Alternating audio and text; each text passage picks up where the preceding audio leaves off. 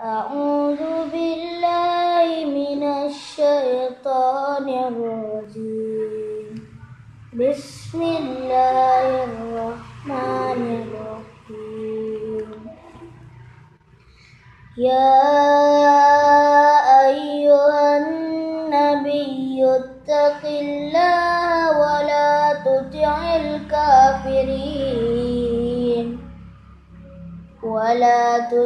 الكافرين والمنافقين إن الله كان عليما حكيما.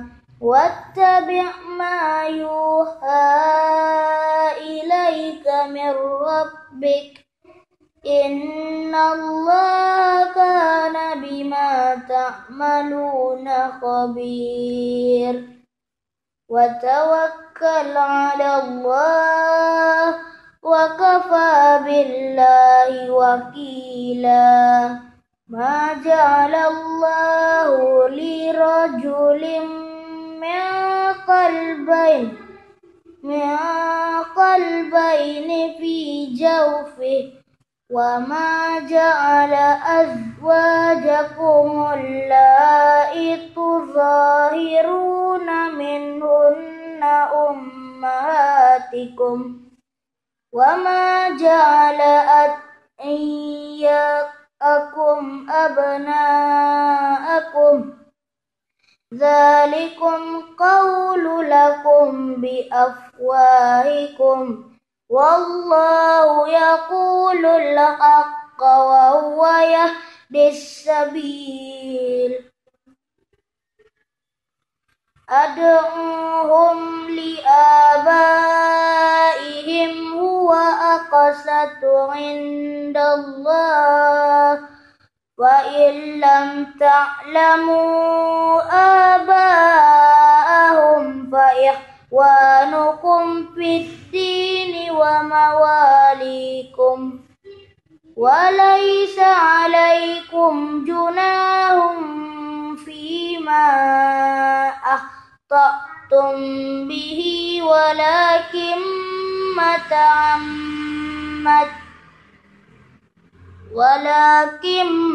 ما تعمدت قلوبكم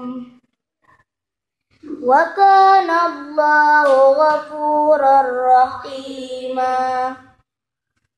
النبي أولى بالمؤمنين من أنفسهم وأزواجه أمهاتهم وأولو الأرحام بعضهم أولى ببعض في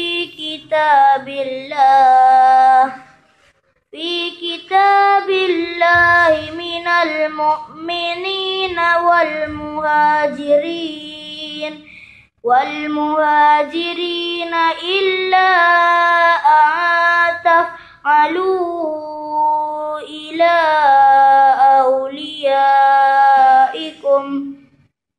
أوليائكم معروفا كان ذلك في الكتاب مسطورا. بالله نتلوه صباحا ومساء